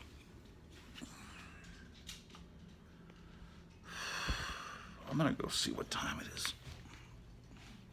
And meanwhile, this roll of toilet paper, I think I could put that in the restroom, which is a good place for toilet paper. Let's turn off this ring light. This ring light's starting to bug my eyes, man. All right. People like when there's toilet paper next to the toilet.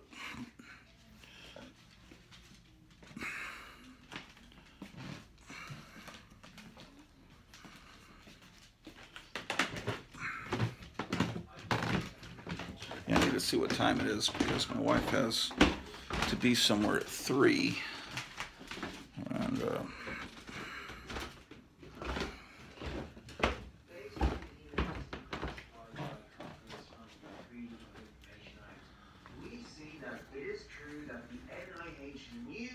was created from an experiment that leaked from Wuhan, which of course they tried to cover up.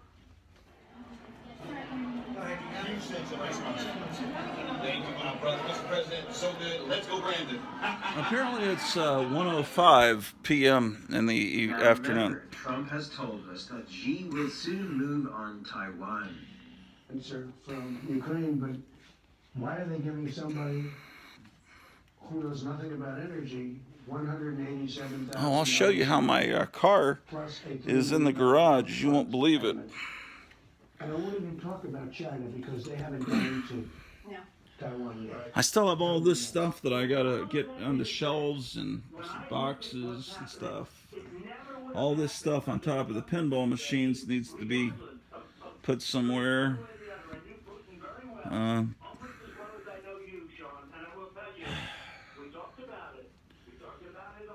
But, you know, I'm starting to see what it's going to look like. I'm starting to, what is the cliche, see the light at the end of the tunnel.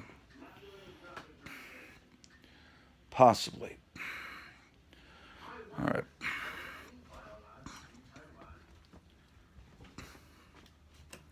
So let's head on down to the snack bar. Okay, so now, see, I've got the car in the garage. It's amazing.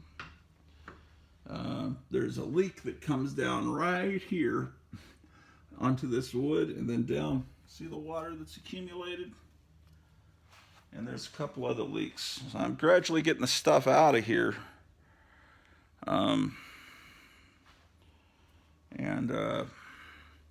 I got enough out that the car was able to be moved into here. Now, I can't go anywhere in the car without my wife because I can't get out of the car. Well, I mean, I can if I crawl across and go out that door, but that's very unpleasant. So, yeah, so this is the what I got. There was a leak here, but it doesn't look like any water came in last night during that storm. Let's see if we got any mail. There's no mail over there. See, that's one place where mail comes. This is the door to the elevator here. The other mail slot is halfway down to the basement. Come on, Drew. We're going back in. Drew. Drew likes it out here in the garage. Come on, Drew. This is, I have a feeling of deja vu. It seems like a couple episodes back, I couldn't get Drew out of the garage. That's my life. It's like a damn Groundhog Day Bill Murray movie.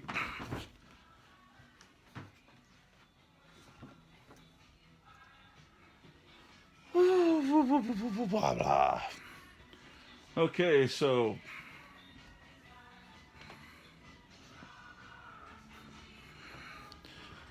well, maybe I could take Drew out for a walk. Drew, you want to go for a walk? Drew, you want to go for a walk? Walk, Drew. Let me find my sunglasses. This music's gonna get me copyright flagged. Where are my scum glasses? There they are.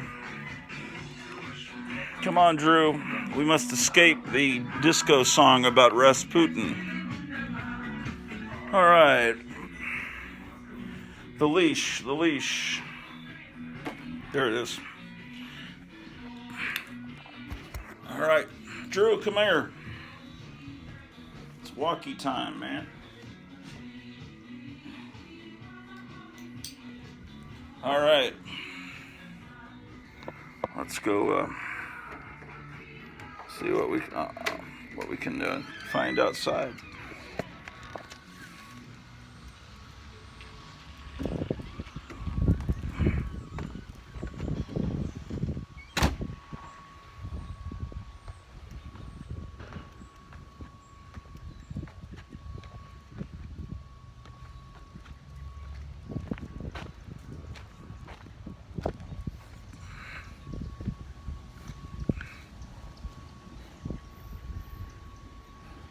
Drew, come here. We're going to check the mail out here. All right. Drew, come here. Drew, come on, let's go this way.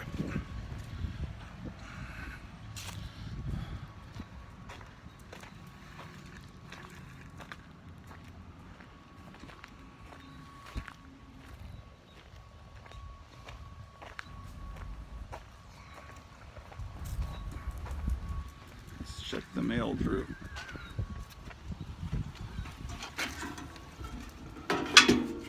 Nothing. All right.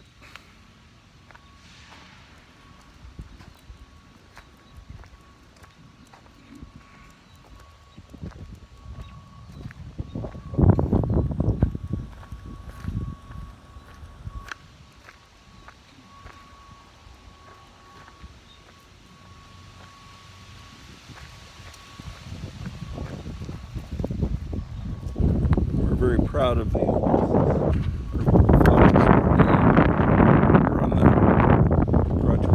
channel.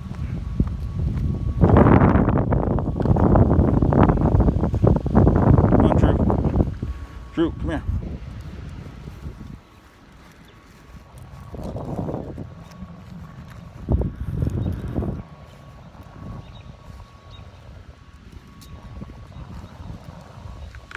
There's the old train depot that they've turned into a museum.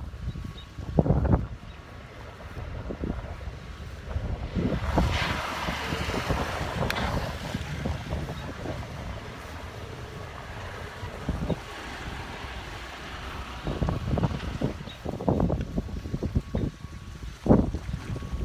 here, Drew.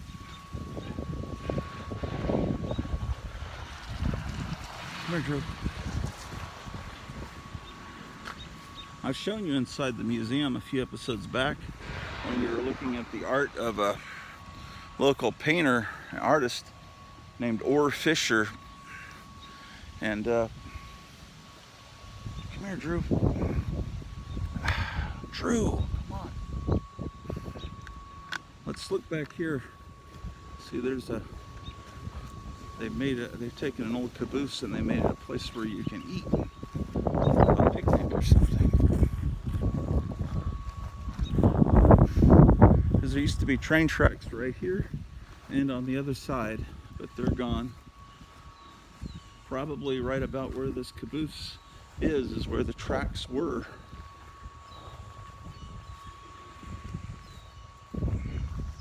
See, this is where people would have gotten onto the train.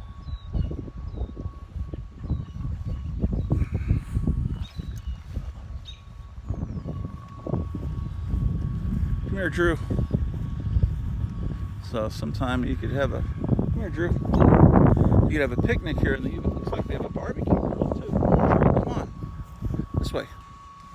Is that what that is?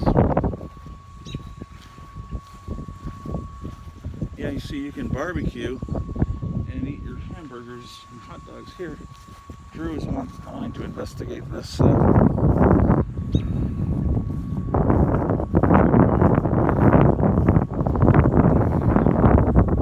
This is where the girls of Petticoat Junction would have taken a bath, right?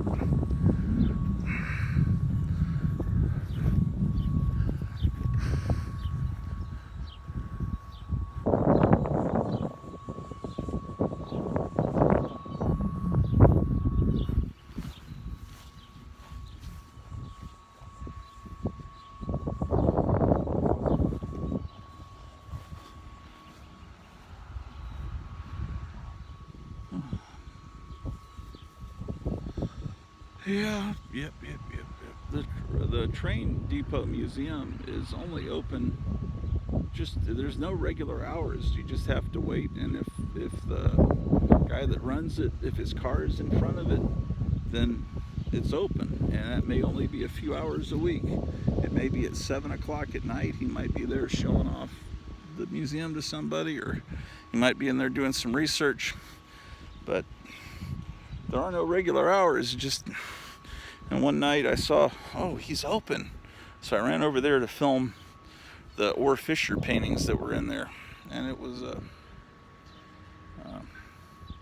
kind of a popular episode because Orr Fisher is great. You need to go back a few episodes. He did a big mural for the WPA during the Depression in the post office near here. In fact, I haven't even been in the post office. I need to go over there. Maybe I could just go over there, walk over there right now and show you the Orr Fisher painting once I finish with this walk.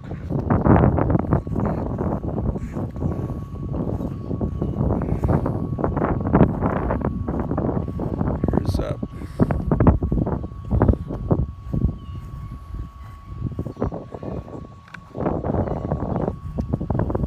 it's certainly like going into a different time, which to me is a good thing. To someone that is that lives virtually, playing video games, and the world of today, this might seem incredibly boring. To me, this is exciting. To live like people did 60, 70 years ago.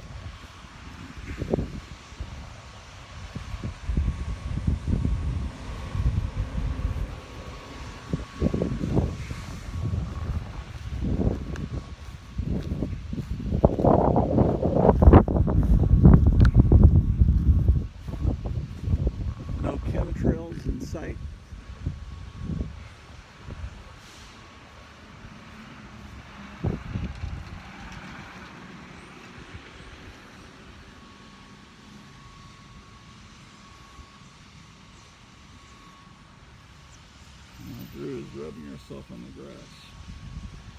Come on, Drew.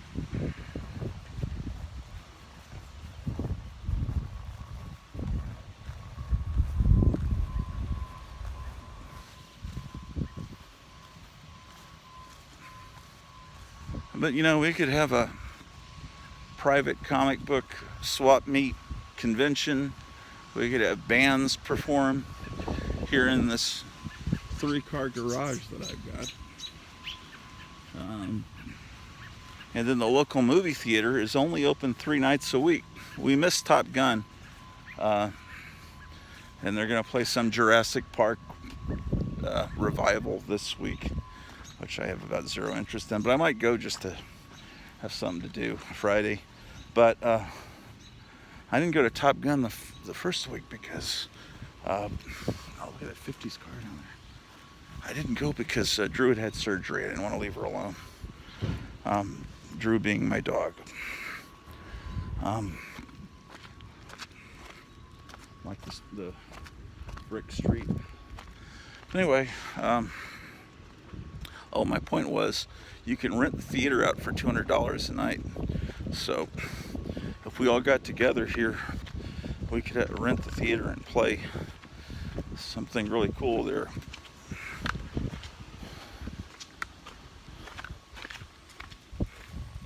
Like this old mailbox in my yard that is an antique. It's not used anymore, but just cool looking.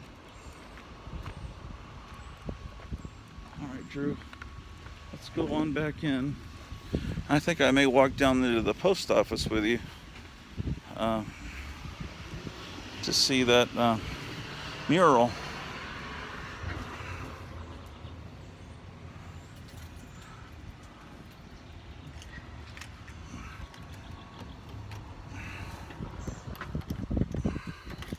I haven't been in there yet.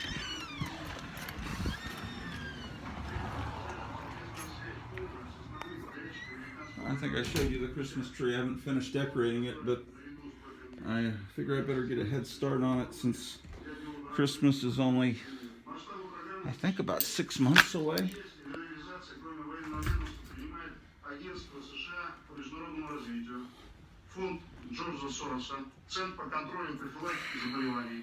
Научный куратор осуществляет ведущие исследовательские организации, включая Национальную лабораторию в Лос-Аламосе, которая разрабатывала ядерное оружие в рамках Манхэттенского проекта. Hold on. I gotta go to the restroom. I can't take you in there with me. I'll have substitute host for a moment. Let's see how we can do this.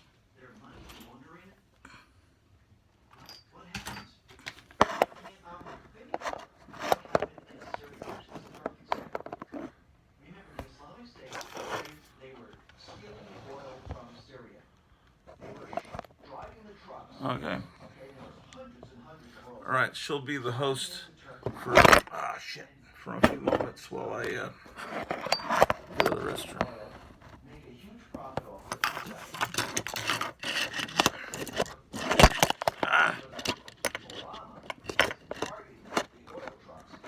I gotta go to the restroom. Come on. Oh well. I'll be back.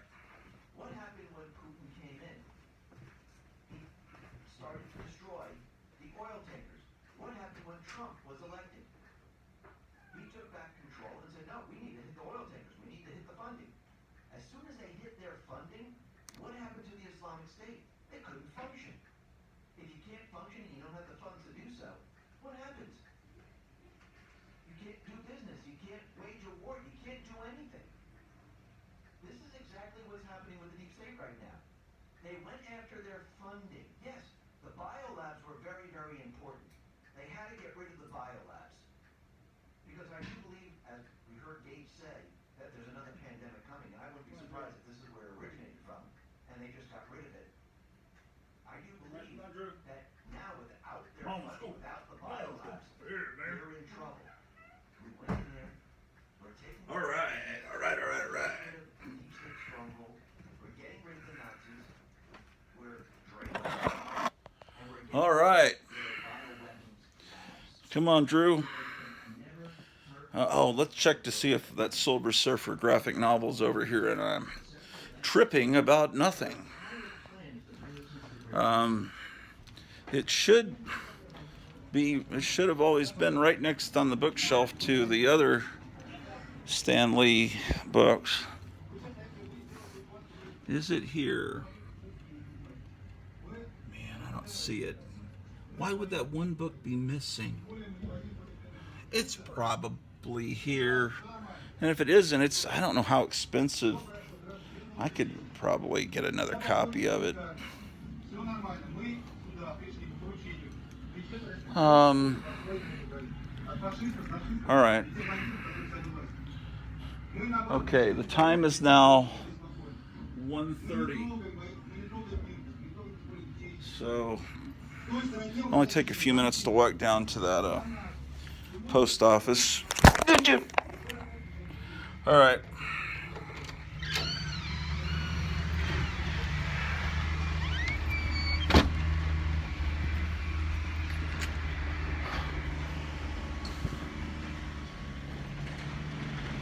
Okay, so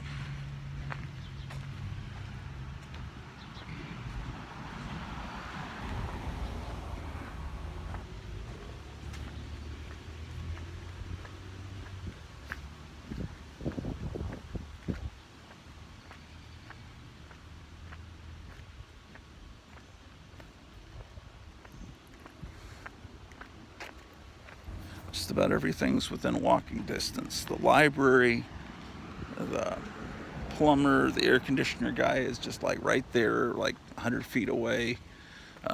You got a supermarket right here where you can already see it. You've got restaurant, movie theater, everything's within walking distance, like literally a couple of minute walk. So it's pretty cool.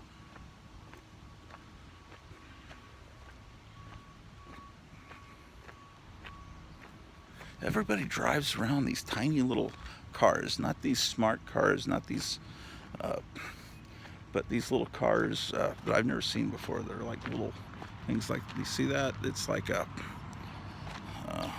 everyone's a lot of people drive around town in them, and some of them, they say John Deere on them. They're not golf carts. Some of them look like they are golf carts, but I don't know what. I wonder what they cost. They're probably more economical. Okay, so you can already see the post office. Here's this big brown building is the Hyvee Supermarket, which doesn't have it's like you'll go in there sometimes and they'll only have one Dr. Pepper, or sometimes they won't have any, or it doesn't seem like it has an extensive stock. So that's one thing that concerns me. I think we need to fill a room in the basement with supplies in case, because they're trying to create these food shortages. They keep burning down and doing these different things to all these food, these companies that prepare food. They just keep having fires. And then Bill Gates has bought up all this farmland so we can sit on it and not grow any crops on it. And it almost seems like they're trying to engineer a food shortage. It doesn't take a rocket scientist to figure that out. So we need to drive in and to Creston or somewhere, or Des Moines, and get a whole bunch of supplies. And I think you guys should be doing that too, because this place is going to run out of food quick.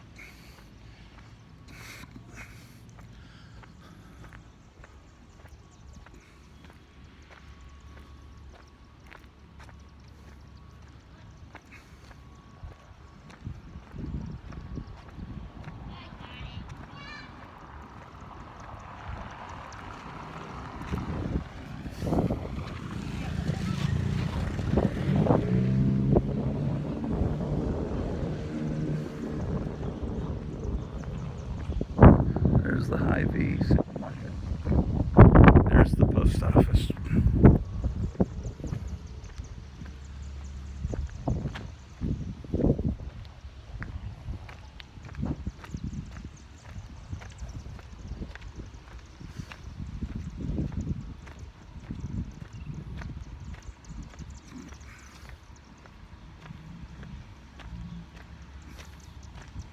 There's a place there. This lady refinishes old furniture, sells antiques in that little shop there on the left.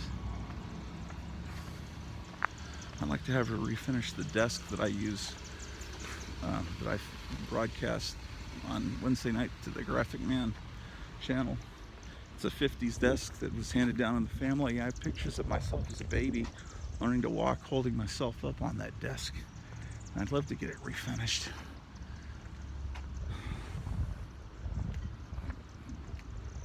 So here's the town square.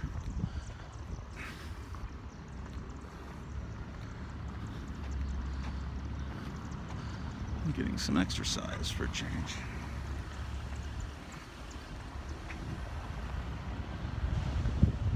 Let's see, is it still recording? Yeah. United States Post Office.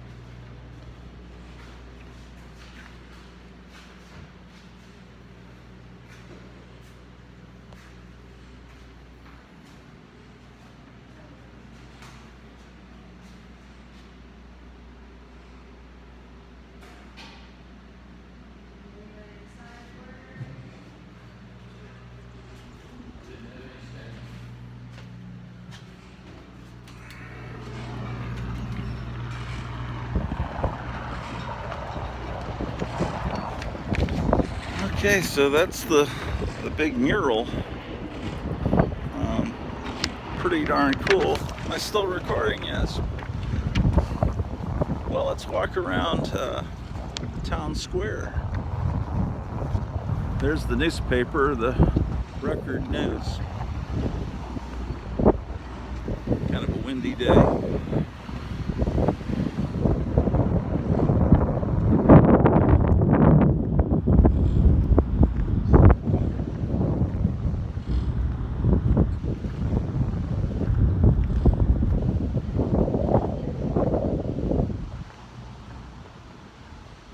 We're thinking of maybe switching over to this bank, the U.S. Bank.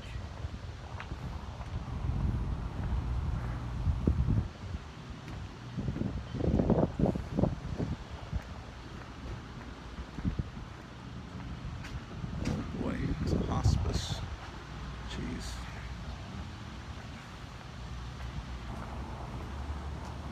Daggett PC. It's an abstract company.